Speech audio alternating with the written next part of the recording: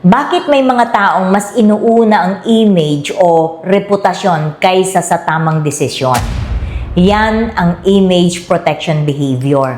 May mga taong kapag magdedesisyon, ang iniisip muna ay ano ang iisipin ng iba. Hindi kung ano ang tama, kundi kung ano ang magmumukhang tama. Sa labas, maayos ang image, pero sa loob, walang tunay na progress dahil mas pinili ang appearance kaysa impact. Sa workplace at leadership, delikado ito dahil ang mga desisyong base sa image building ay kadalasang kulang sa substance.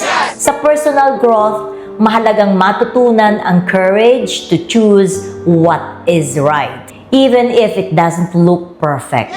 Kung gusto mong maintindihan ang leadership character at decision making, follow this page.